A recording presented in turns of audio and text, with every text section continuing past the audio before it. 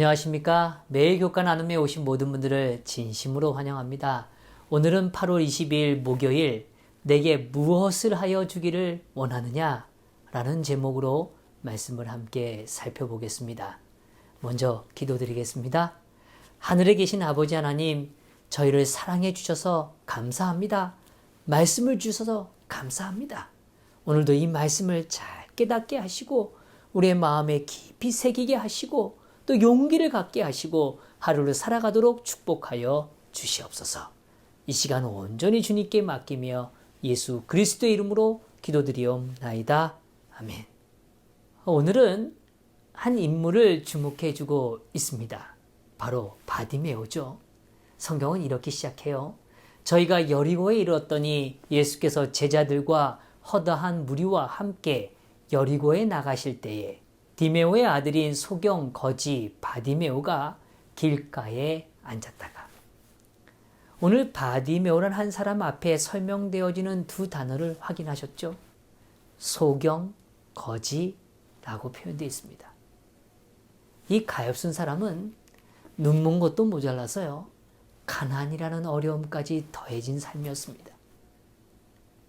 사실 참 이 두 가지가 같이 있다는 거 너무 슬픈 일이죠. 우리가 길을 걸을 때 거지의 구걸해하는 모습을 볼 때가 있습니다. 근데 그가 만약에 맹인이란 사실을 알게 된다면 어떨까요?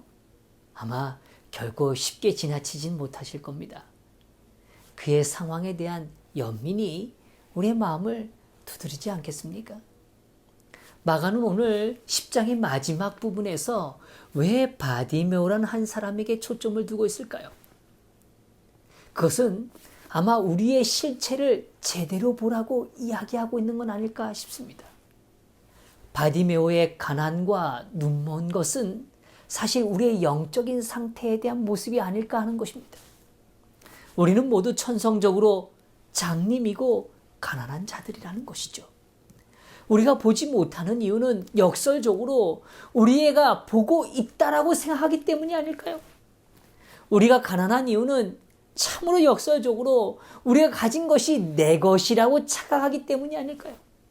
거듭나지 못한 마음의 눈으로는 그리스도의 그 아름다움을 다 헤아리거나 이해할 수 없을 거라는 것이죠. 오늘 주님께서는 이러한 연약한 자들을 위하여 이 땅에 오신 것입니다. 예수님께서는 여전히 우리를 섬기기 위하여 이 땅에 오신 거란 말이죠. 사실 이 부분에 관하여 많은 사람들이 참 오해하고 착각하는 부분이 있습니다. 겸손이라는 이 자체를요, 하나의 굴욕적인 행위로 취급한다는 것이죠. 겸손이란 그 단어가 갖고 있는 참된 의미는 그의 지위와 그의 능력에 대비하여 자신의 마음과 자세를 낮추고 있다라는 표현인 것입니다. 예수님께서는 분명 겸손하게 섬김의 자세로 이 땅을 살아가셨어요. 그럼에도 예수님께서는 우리의 연약함도 새롭게 하실 수 있는 분이라는 거죠. 지금도 우리의 연약함을 채우고 새롭게 하기 위하여 섬기고 계시는 것입니다. 그 섬김 자체가 연약하거나 힘이 없는 것이라고 착각하지 않게 되기를 바라는 겁니다. 그것이야말로 가장 세속적이고 잘못된 관념이라는 것이죠. 하늘 아버지는 온 우주를 창조하셨고 여전히 생명을 부여하고 계십니다. 예수 그리스도께서는 이 땅에서 눈먼 자들, 상처난 자들, 걷지 못하는 자들, 나아가 죽음에 갇혀있던 자들에게 자유와 기쁨을 허락해 주신 것입니다. 우리의 주인이신 예수 그리스도는 능력의 주님이시라는 거죠. 오늘 마가는 거지였습니다. 또 맹인이었던 이 한 사람의 부르짖음을 초점을 두고 있어요. 아마 마가는 이야기하고 싶은 겁니다. 이 바디메오는 예수 그리스도는 겸손한 자이지만 능력 많으신 약속되어진 왕이라는 걸 고백했다라는 걸 보여주는 겁니다. 성도 여러분, 그런 의미에서 이 바디메오가 어떻게 이런 믿음의 표현을 하시고 믿음의 발걸음을 옮길 수 있었을까요? 첫 번째로 바디메오가 취한 믿음의 뿌리를 좀 주목해야 합니다. 바디메오는 믿음을 붙든 사람이었어요. 52절에 보면 주님께서는 그에게 분명히 이렇게 말씀해 주세요. 가라, 내 믿음이 너를 구원하였느니라. 바디메오는 분명 믿음의 사람이라는 걸 예수님도 확인시켜 주신 겁니다. 그런데 성경 본문에 보면 바디메오가 어떻게 예수님에 대한 믿음이 그의 삶에 그렇게 깊이 자리하게 되었는지에 대한 자세한 설명은 존재하지 않아요. 그러나 우리는 조심스럽게 분명한 한 가지 생각을 좀 가지게 되는 겁니다. 바디메오는 육신의 안목을 통하여 오늘 그리스도를 믿게 된 것은 아니라는 것입니다. 우리가 어제 살펴보았던 부자 청년은 예수님이 행하시는 일들을 본 사람이었어요. 그리고 자신의 눈에 의지하여 예수께 나온 사람이었습니다. 그러나 그는 자신이 육적으로 보는 것에 대하여 여전히 머물러 있었기 때문에 오늘 예수님을 결국은 떠날 수밖에 없었다는 것이죠. 그에게는 영적인 안목을 소유하지 못했다는 것입니다. 그러나 바디모는 다른 모습을 우리 앞에 보여주는 겁니다. 그에게는요, 나사렛 예수에 대하여 들을 수 있는 축복이 있었습니다. 바디메오는 자신이 들어온 것들에 대하여 오늘 그것이 희망이라고 느껴질 때 그것을 그저 지나치거나 버리지 않았어요. 바디메오는 기회가 될 때마다 예수님에 대하여 묻고 또 물은 것입니다. 그는 보지 못하였기 때문에 들음에 대하여 더 집중했을 거라고 저는 생각하는 겁니다. 자신의 생각을 더 온전히 거기에 집중하는 것이죠. 사람들이 지나면서 건넸던 한마디 한마디를 더 깊이 마음에 새기는 것입니다. 그는 끊임없이 그 예수님에 관한 이야기의 조각들을 하나하나 모으고 조합해 가기 시작하는 겁니다.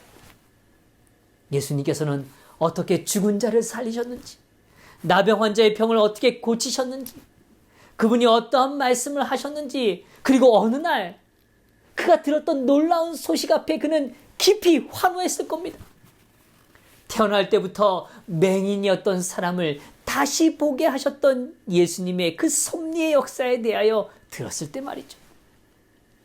맹인의 눈을 뜨게 하셨던 예수님. 그분이 오늘 내 삶에 다가오신다.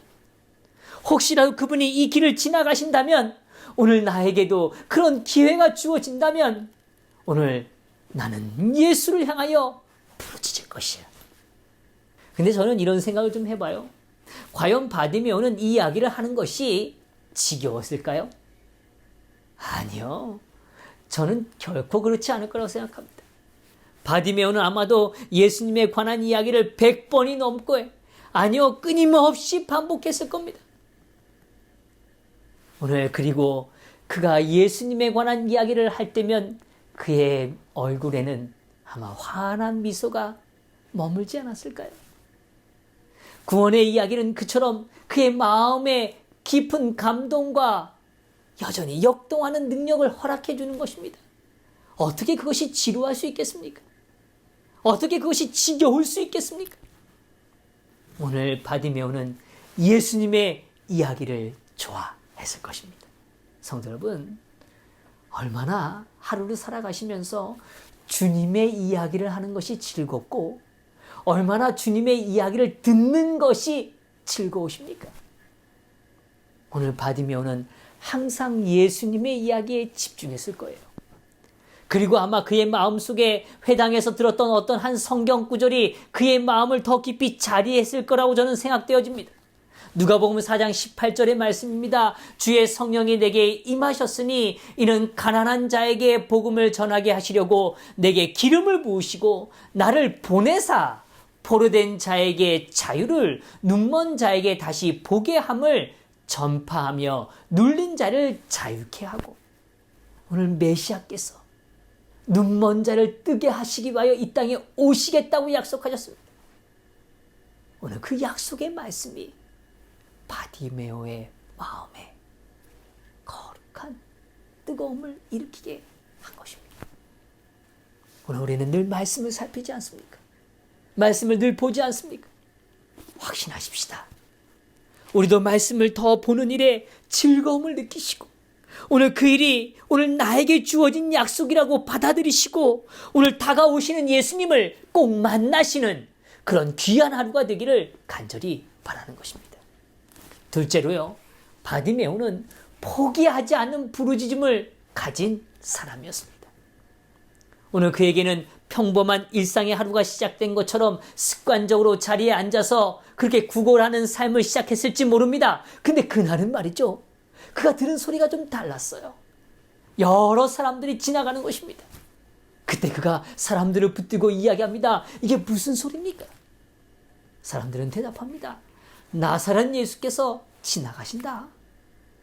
이 한마디가 말이죠, 오늘 이 자의 마음속에 뜨거움으로 더 강력히 일어나는 것입니다. 이제 그는 예수께서 더 가까이 오신다는 그 생각 속에, 그가 예수님이 가까이 이르렀다는 그 확신 속에 외치는 것입니다. 다윗의 자손이여 나를 불쌍히 여기소서. 근데 그 소리를 듣는 주변 사람들이 어떻게 하죠? 성경이 이렇게 표현해요. 많은 사람들이 꾸짖어 잠잠하라 하되 그가 더욱 크게 소리질러 이르되. 저항이 있을수록 더 강력하고 격렬하게 오늘 그는 외치고 있다는 것입니다. 왜요? 그의 마음속엔 두 가지 확신이 있기 때문에 그런 것입니다. 첫 번째로는 그분은 오늘 약속된 메시아라고 그가 부르짖고 있는 것입니다. 그 믿음의 확신을 고백하는 것입니다. 동시에 오늘 그분은 나를 고치실 수 있다는 것, 이 불쌍한 존재를 바라보시는 분이라는 그 믿음으로 오늘 외치고 있는 것입니다. 오늘 교과는 다음과 같이 해석해 주고 있습니다. 그의 외침은 예수님을 메시아로 믿는 신앙의 고백이면서 그분의 자신을 치료하실 수 있다는 확신의 표입니다. 예수님 시대의 다윗의 자손이라는 칭호에는 한 왕이 이스라엘 왕자를 회복할 것과 그 왕이 치유자이며 악기를 몰아내는 자라는 두 가지 개념이 결부되어 있었다. 오늘 예수님께서는 겸손한 모습으로 이 땅에 오셨지만 분명 그렇기 때문에 오늘 약속된 왕으로서 오늘 그분이 존재한다고 바디메오는 고백하고 있는 것입니다. 이제 주님께서 머물러 서셨습니다. 그리고 그 들려오는 부르짖음에 대하여 응답해 주시는 겁니다. 그를 부르라 하시니 오늘 주님의 부름 앞에 이제 반응하는 시간이, 그 기회가 열려진 것입니다. 이때 이 바디메오가 어떻게 합니까? 네, 오늘 주변을 다 뒤로 물려치고 그리고 오늘 자신의 몸을 감싸고 있었던 겉옷의 그 자체를 벗어 뒤로 던져버립니다. 그리고 주님께로 나아가는 것입니다. 우리는 셋째로 기억할 사실이 있습니다. 바디메오는 주님의 부르심 앞에 그의 전부를 버려두고 나아갔다는 사실입니다. 겉옷 그게 뭐 그렇게 대단하다고요? 아니요, 그의 전 재산이었어요. 그리고 그의 삶의 가장 안전한 장치였을지도 모릅니다. 그러나 이제 그를 보호하고 그의 소유라고 생각했던 그 모든 것을 다 뒤로 하고 주님의 부르심 앞으로 나아가고 있는 것입니다. 왜 그렇습니까? 그는 주님을 만나는 그 기쁨이 가장 크기 때문에 그랬던 것이죠. 성도 여러분, 그때 주님께서는 이렇게 질문하시는 겁니다. 내가 무엇을 하여 주기를 원하느냐? 성도 여러분, 주님께서 그의 마음을 아실까요? 모르실까요? 아시죠?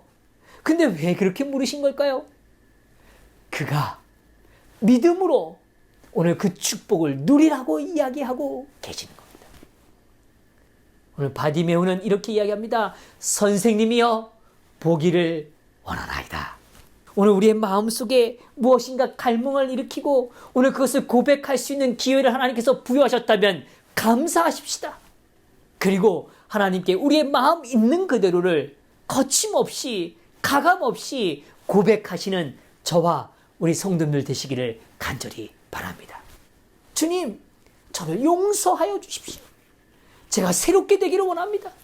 주님, 저의 완악한 마음을 가져가 주시고 부드럽게 하여 주시옵소서. 이런 진실된 고백이 우리의 삶에 있게 되기를 간절히 바랍니다. 그 회복의 역사가 일어났을 때 그는 이제 시선이 열렸고 예수를 쫓는 자가 되었다는 것입니다. 오늘 우리의 안목의 변화가 있게 되기를 간절히 바랍니다. 그리고 예수를 쫓는 저와 우리의 삶이 되기를 간절히 소망합니다. 기도드리겠습니다. 하늘에 계신 아버지 하나님, 저희를 사랑해 주셔서 감사합니다. 주님, 저희도 바디메오와 같이 믿음의 고백을 하기를 원합니다. 도와주시옵소서. 혹은 우리를 방해하는 거친 문제들이 있습니까? 주님, 그럴 때일수록 더 용기와 담대함을 갖고 주님을 부르짖도록 인도하여 주시옵소서. 오늘 하루도 주님을 대면하는 귀한 하루가 되기를 간절히 바라며 사랑 많으신 예수 그리스도의 이름으로 기도드리옵나이다. 아멘.